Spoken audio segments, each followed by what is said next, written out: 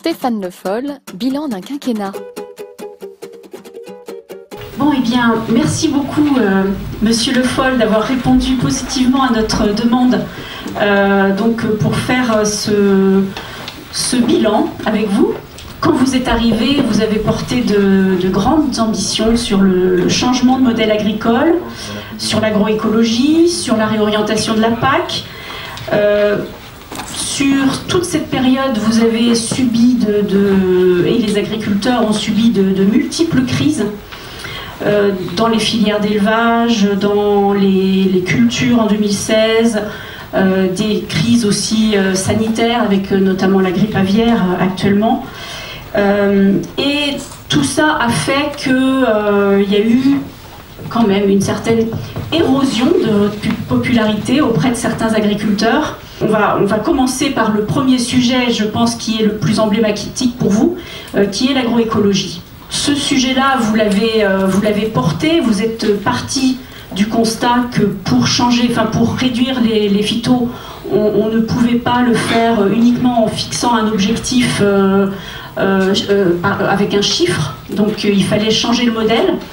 Donc vous avez travaillé dans ce sens, tout en préservant la rentabilité économique des exploitations. Mais aujourd'hui, quel bilan on peut en faire? Moi, je pense que j'ai réussi à faire changer un état d'esprit. Ouais.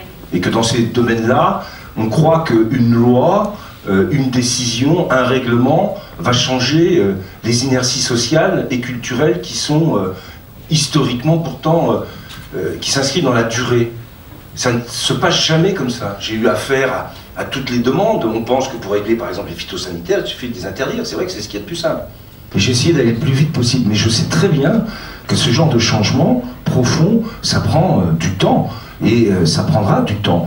Donc moi je suis satisfait d'avoir tenu cette ligne, d'avoir commencé à mettre des jalons partout, dans la recherche, dans l'enseignement agricole, dans le développement agricole, chez les agriculteurs, qu'il faut qu'aujourd'hui, je le crois, il y a un processus qui s'est engagé et qui sera un processus, à mon avis, irréversible. Est-ce que les firmes phyto, les distributeurs, Coop, Négoce, vous ont mis des bâtons dans les roues? Je ne vais pas vous raconter d'histoire. La preuve, c'est que quand on a mis en place avec expérimentation en cours les certificats d'économie de phytosanitaire, c'était bien parti. Et il a fallu un recours au Conseil d'État. Par Coop de France, l'IUPP, la FNA, c'est-à-dire le négoce, les coopératives et les industriels des phytosanitaires pour dénoncer le fait qu'on n'avait pas fait l'enquête publique au bon moment, au niveau de l'ordonnance. Il aurait fallu la faire au niveau de l'ordonnance, on l'a fait au niveau du décret. On avait suivi d'ailleurs les avis de la section travaux publics du Conseil d'État, donc on avait cherché à être le plus, comment dirais-je, juridiquement calé, et puis le service contentieux du Conseil d'État a dit non, il fallait le faire au niveau de l'ordonnance. Bon. Au-delà de ce cas-là, est-ce qu'ils vous ont mis des bâtons dans les roues? C'est pas au-delà de ce cas-là. Ce cas-là est un exemple qui consiste à dire que pour changer culturellement et les inerties sociales et les inerties économiques, ça ne peut pas se faire comme ça, bien sûr, que certains acteurs résistent. Quand vous vendez des phytosanitaires, vous avez envie de continuer à en vendre. Quand on vous dit non, il va falloir baisser les ventes, ils vous disent attendez quand même, hein?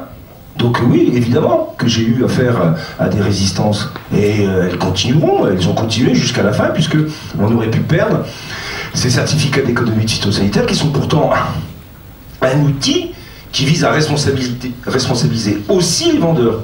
Pas que les agriculteurs. Et pas que les agriculteurs. Ce qui me paraît quand même être une bonne démarche pour pouvoir réussir à atteindre l'objectif. Sur ce projet agroécologique, la Confédération Paysanne vous soutient et vous soutenait d'ailleurs très très fort au début. Mais eux-mêmes disent la montagne a accouché d'une souris. Parce que la Confédération Paysanne est dans un schéma que je respecte, qui est la petite exploitation.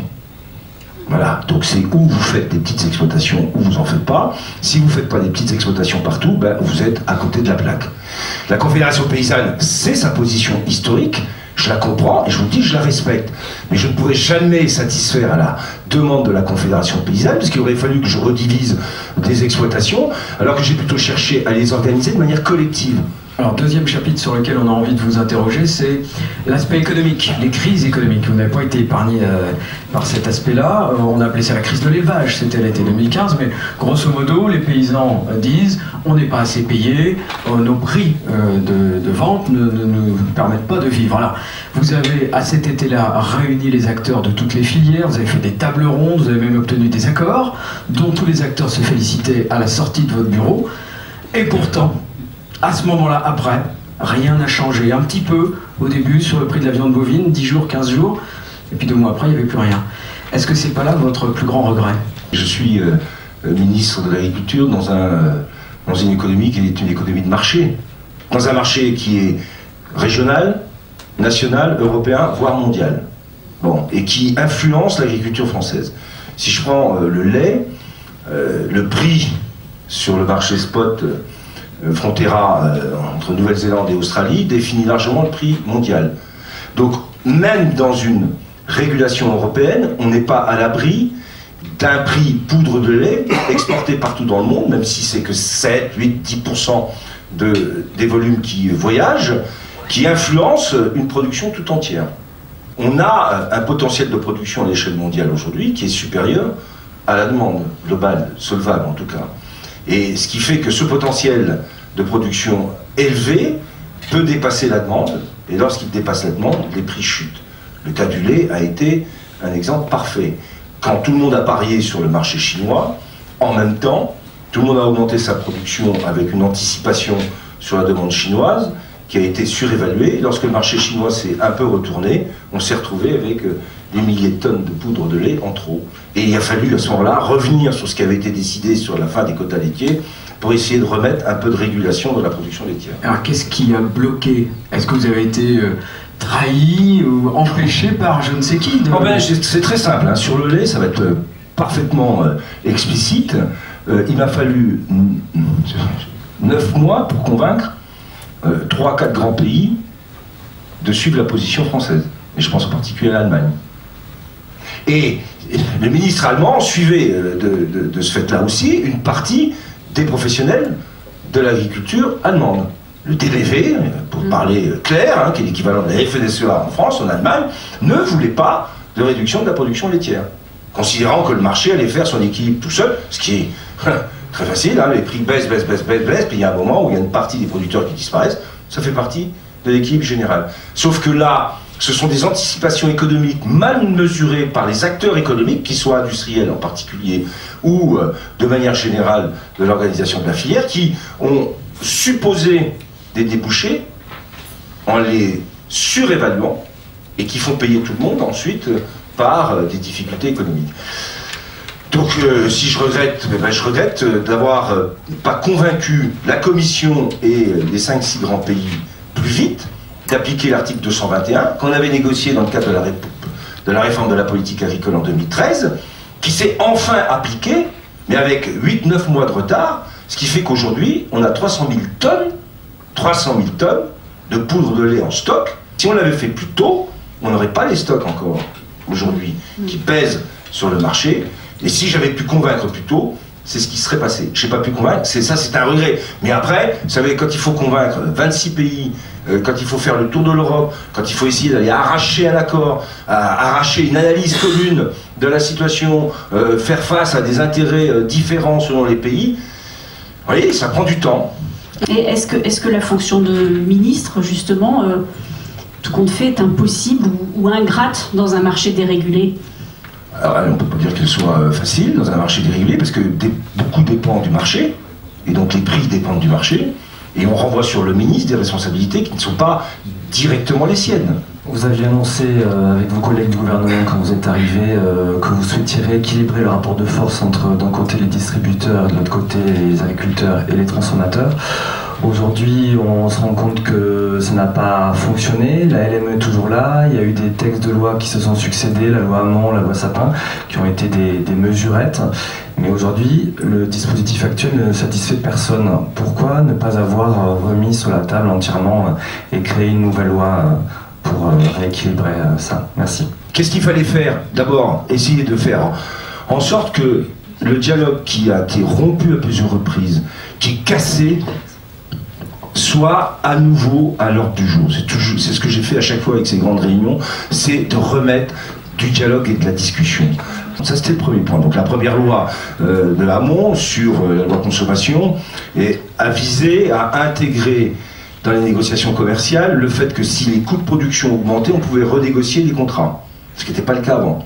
Puis on s'est aperçu que ça ne suffisait pas, donc on a fait la loi Sapin 2 avec des volets sur LME et LMA. Donc ce qu'on a essayé de faire, c'est de faire en sorte que, à l'issue de ces négociations commerciales, il y ait une indication sur le prix qui va être celui qui sera celui d'orientation pour les producteurs.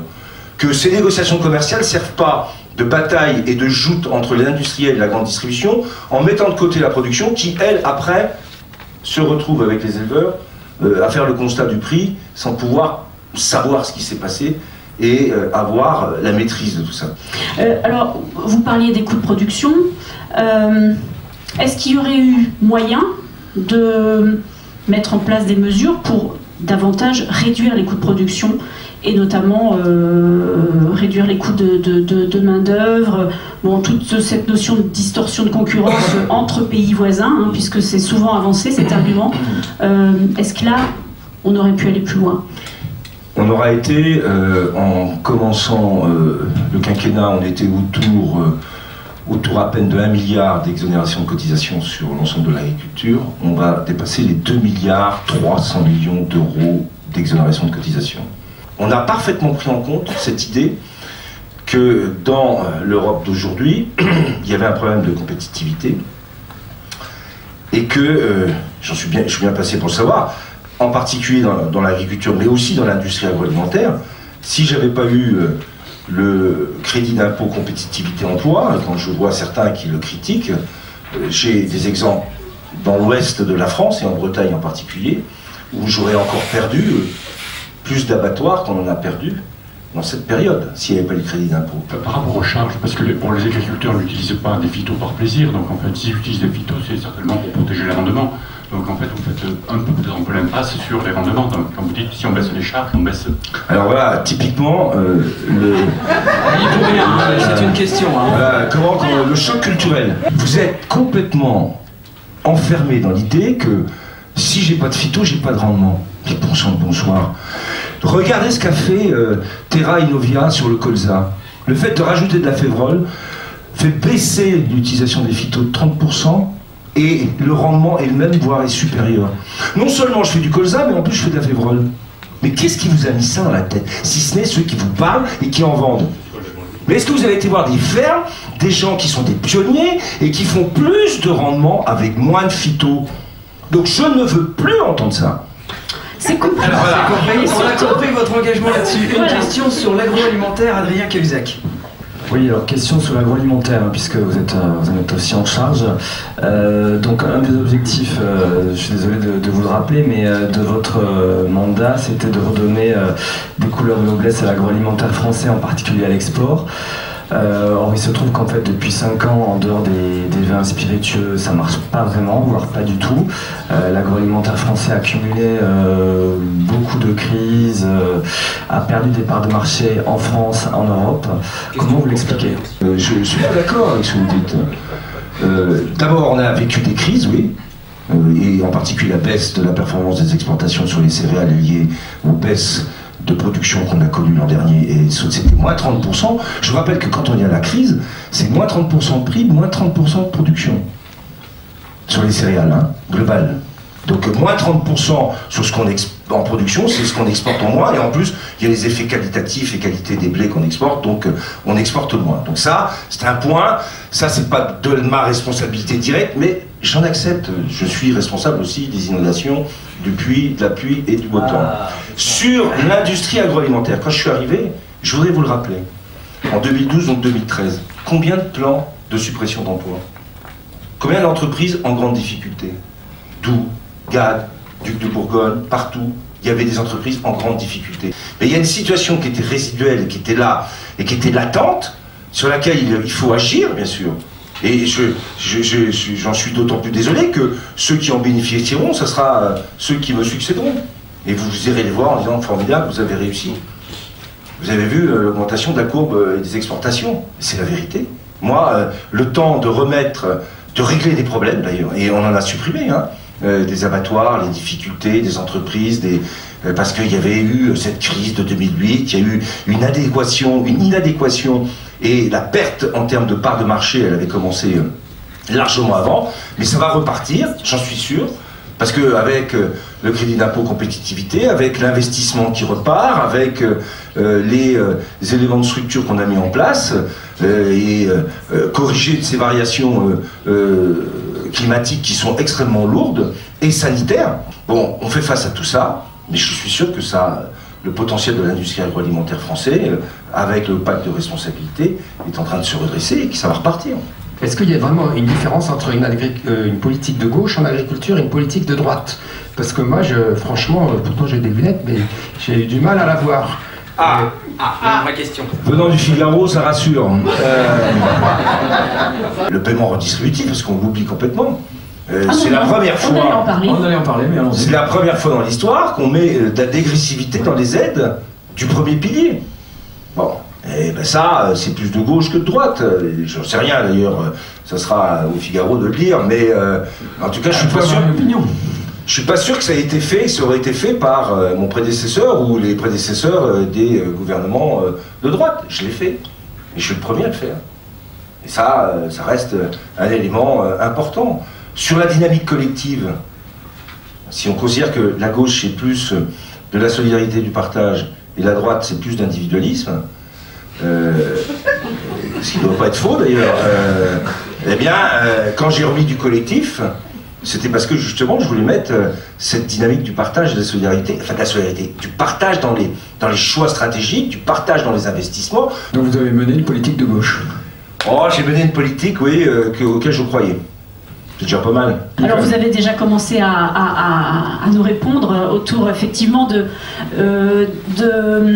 l'aide donc plus forte pour les 52 premiers hectares, le paiement redistributif. Qu'est-ce que vous en faites de ce bilan? J'ai trouvé dans le débat européen une fracture entre une vingtaine de pays et 5-6 autres pays. Fracture sur la conception de l'agriculture. Vous pouvez les nommer? Oui, je vais les nommer. J'ai appelé ça d'un côté la banane bleue, c'est-à-dire l'Allemagne, Pays-Bas, Danemark, Grande-Bretagne, pays qui conçoivent l'élevage comme un élément industriel avec des grands bâtiments, des choix stratégiques. Et les pays qui ont la même conception que nous de l'agriculture, avec des choix d'un élevage plus à l'herbe, plus lié aussi au sol. C'est qui la banane verte? Oui. Alors, les pays, Irlande, France, Espagne, Portugal, Italie, Grèce, Bulgarie, Roumanie, et l'accord majeur que j'ai passé, Pologne. C'est cette majorité-là qui a fonctionné, très fortement. Ce qui fait qu'on a réussi à gagner la bataille des aides couplées contre ceux qui voulaient, l'Allemagne en particulier, zéro aide couplée, puisque eux, ils ont zéro aide couplée. Et ça, je le dis pour la suite, regardez bien comment ça va se passer, mais la stratégie de la banane verte, c'est la bonne stratégie pour la France. Donc au fond, la grande question de demain pour le prochain budget de l'Europe, avec la Grande-Bretagne qui sort, qui était toujours partisane de faire baisser le budget, ça va être de garder cette stratégie où la PAC, comme les fonds de cohésion, c'est la matérialité de la solidarité européenne aujourd'hui, d'une politique européenne. Phil Hogan a ouvert une porte, si on peut dire, dans le cadre de la gestion des risques, en allant au-delà de la boîte verte, avec une proposition, donc par exemple de monter le soutien des assurances. Justement, est-ce que là vous y voyez quelque chose un signe justement? Comme on est en Europe et qu'on n'est pas un État fédéral, on ne peut pas avoir de gestion budgétaire annuelle. On est dans un cadre financier. Donc ce que je pense, depuis le début de la réflexion que je mène sur cette question de mutualisation et d'assurance, c'est qu'il va falloir créer les conditions qui vont permettre aux agriculteurs de faire des provisions quand ça va bien pour pouvoir avoir un matelas quand ça va mal. Ça, c'est la stratégie qu'on a.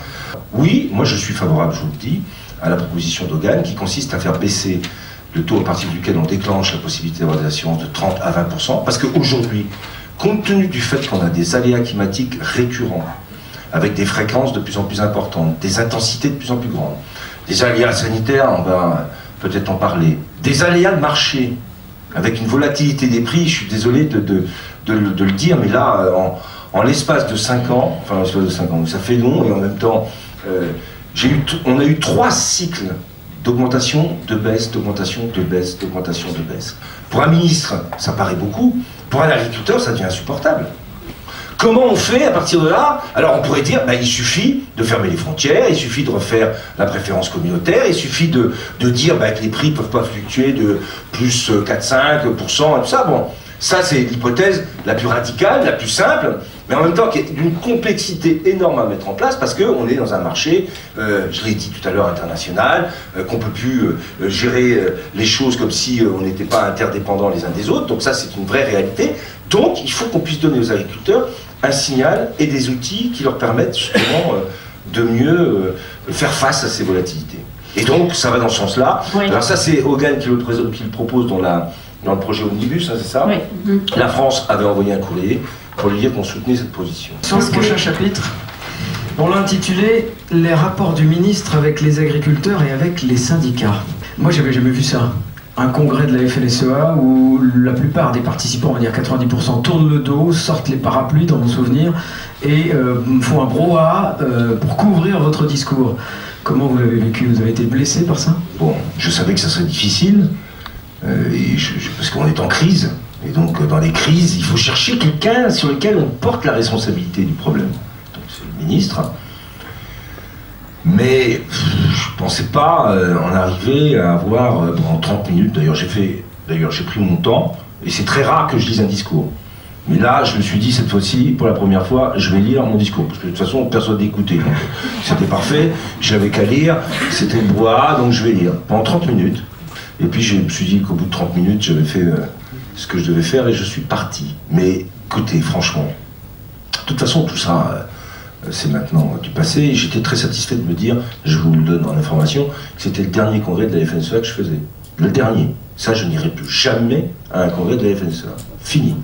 C'est ce qui a été fait là, au-delà des désaccords qu'on peut avoir, de la colère que je comprends, hein, j'ai fait les AG spécialisés, j'ai été sifflé, j'ai eu droit à un millefeuille à la FNB avec des jeunes agriculteurs en petite tenue, en slip. Enfin, j'ai vécu tout ça avec le souci de le supporter, d'éviter de le prendre pour moi. En même temps, je le prenais quand même pour moi, mais je l'ai fait. Là, pour finir comme ça, bon, c'était vraiment une manière de renvoyer un message définitif. Et bien, ce message, il est définitivement entendu.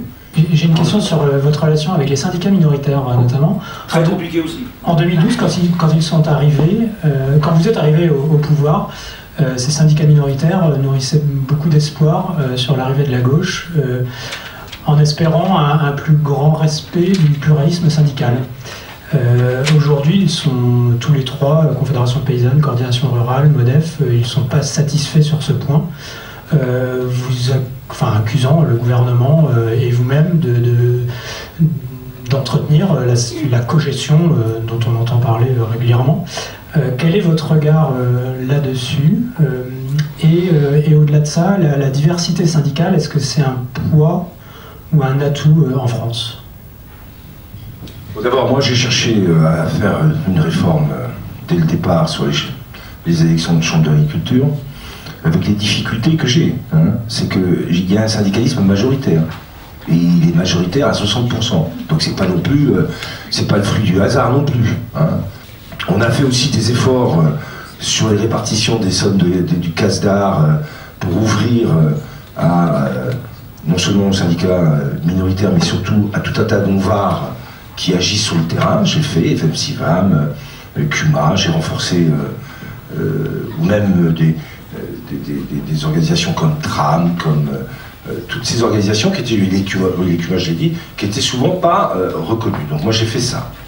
Après, dans tous les CSO, dans toutes les réunions, Institut technique, partout on a intégré les syndicats minoritaires. Partout. Je connais, donc le ministre il prend toujours dans tous les cas de figure.